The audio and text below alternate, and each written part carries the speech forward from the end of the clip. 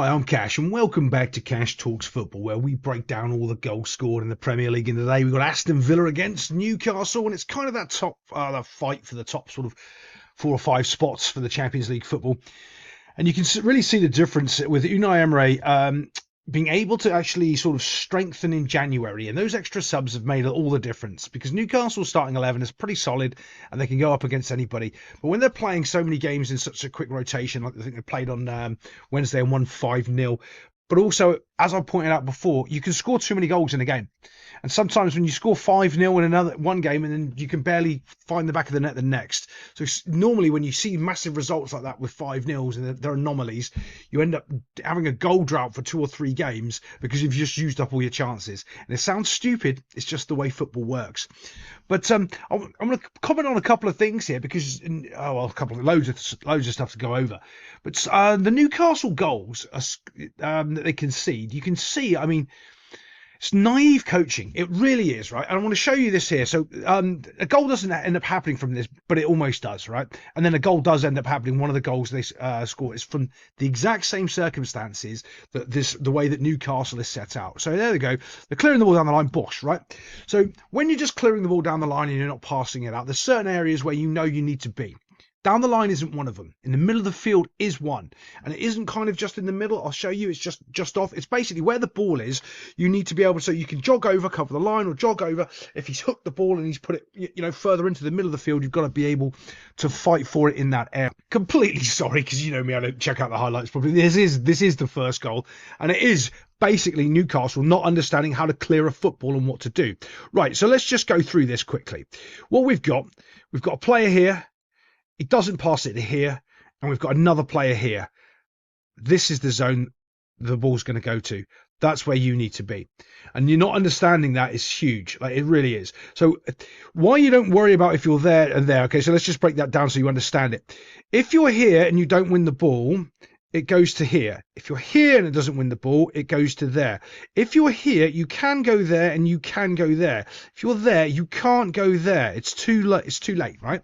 So when this ball's just smashed down the field, bosh, look at the zone it goes to, right? And you see how far the centre midfielder has dropped into this zone, and he's not there to challenge for the ball. He's not. So what that really means is they don't really know how to defend the clearance. So after their team has cleared the ball, how do you secondary defend it? And one of the main reasons for this is because they try to pass the ball frequently out the back. It's not a thing that happens. If they do this, it might be maybe once a game, ever. Like most Premier League teams, they don't do this.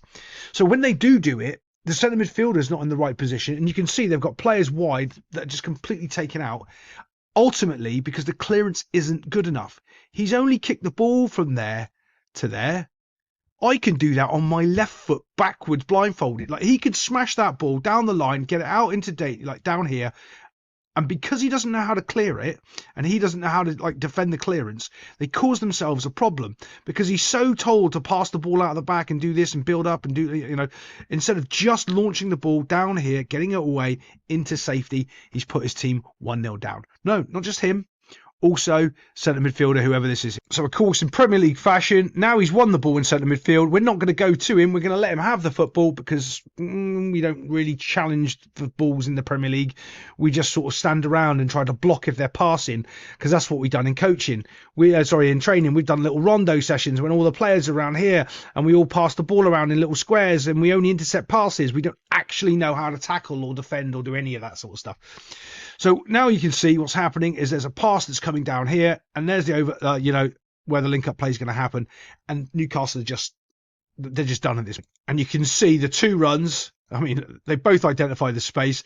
This is the difference. You've got 2 Aston Villa players that are sharp, aware, and on the ball. You've got a Newcastle player. He's got his hand up, claiming offside, so we know in the next 5 seconds someone's going to score a goal because that's the rules in the Premier League.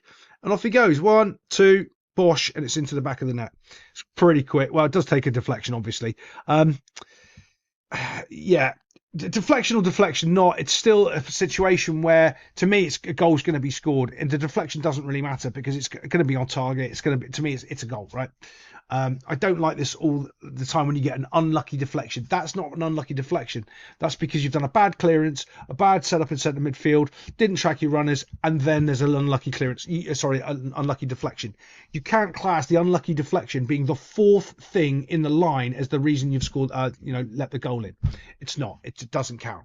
So that's what I mean sometimes when I say things, oh, it doesn't count. It's because there's three other things that do count that you can fix. The last thing you want to blame it on because you don't want to take responsibility for your poor clearance, your poor setup in midfield, and your poor awareness when you have two runners running into that space, identifying where the ball was going to go. Just the little ricochets, an afterthought. I'm just showing you this clip here because it's naive coaching 101 again. Look at how many players you've got up the field here with the keeper isn't playing the ball out the back. He's taking his time, and then he finally does a clearance, right? And this goes back to the lack of understanding of modern day coaches, completely and utterly, right?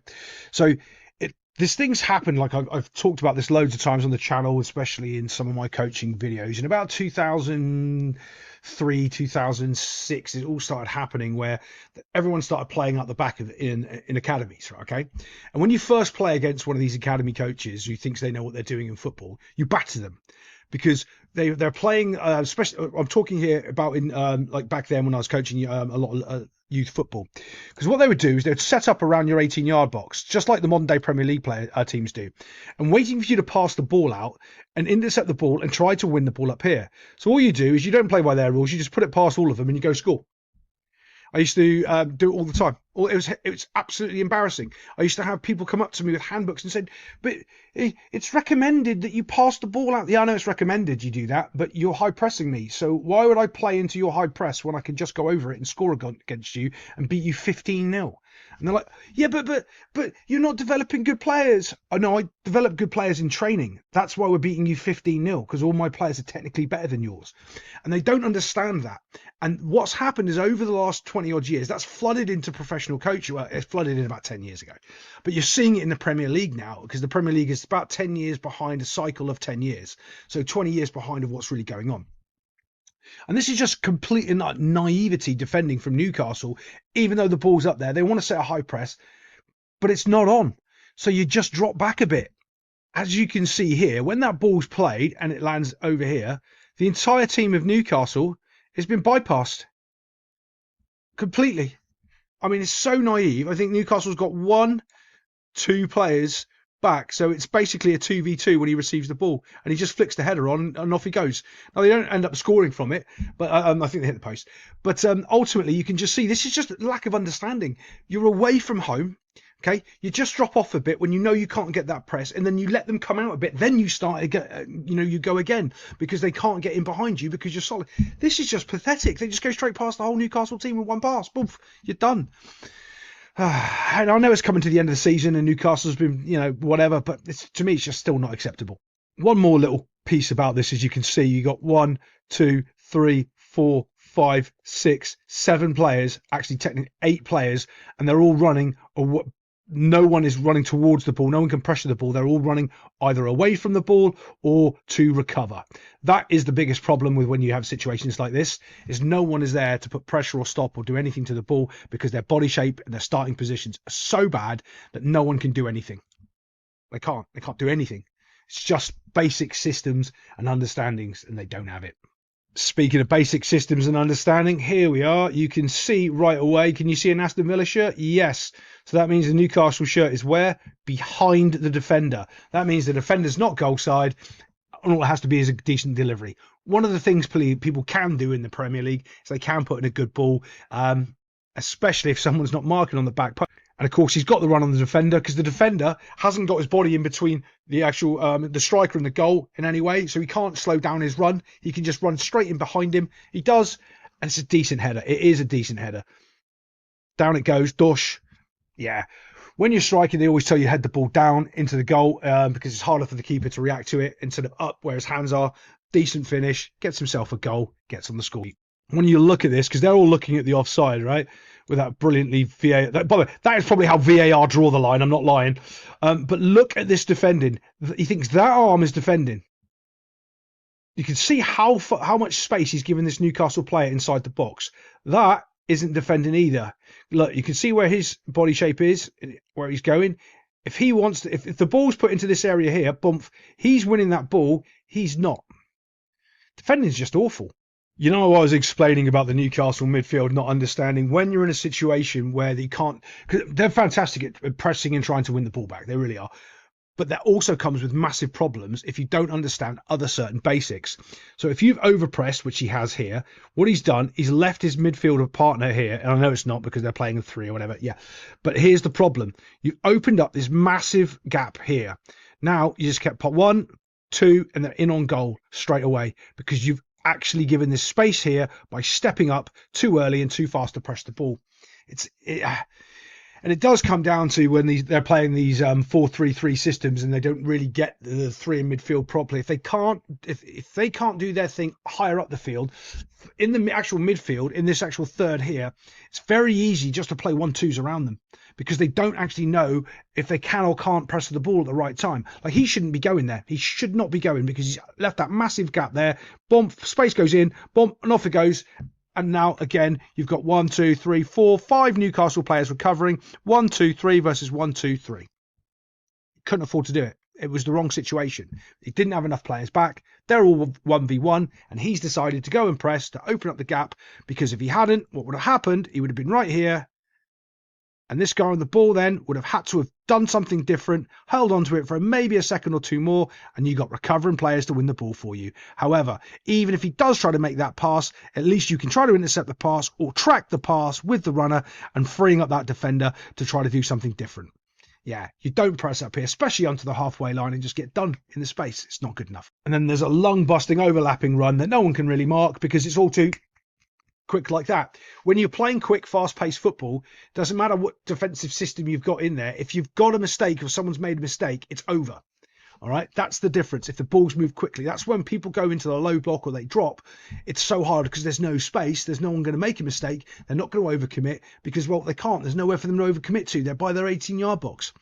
But this is a decent finish. Running in, it's just 1, 2, dosh into the net box. Decent finish.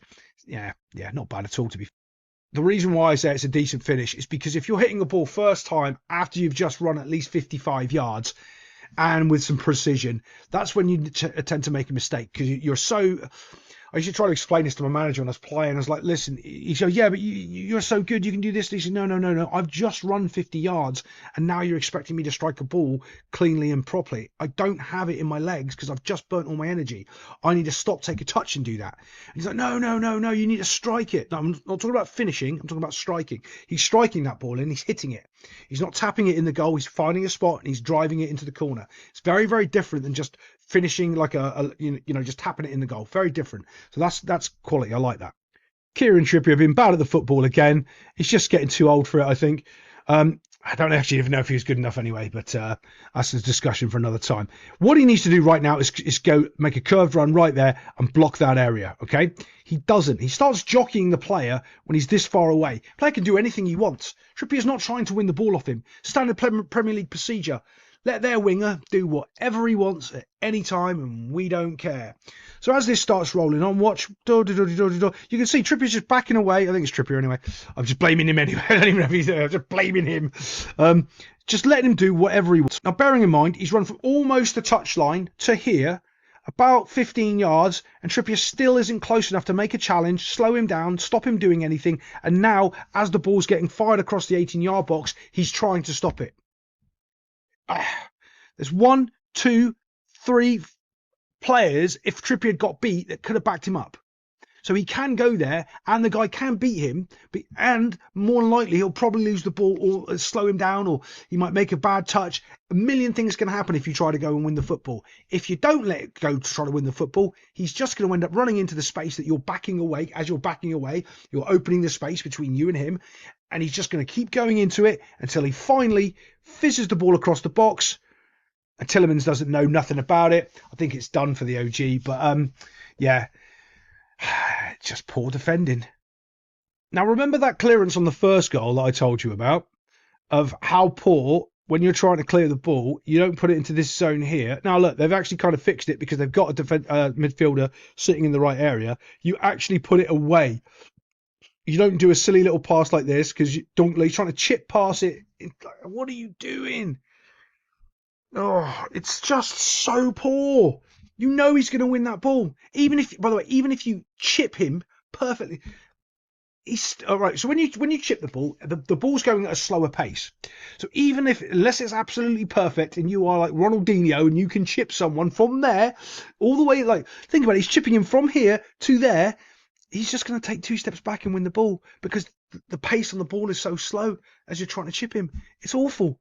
I don't know. It's poor pass selection. Like everything about it is terrible. And not only that, look where you've come. You've come out from here to here.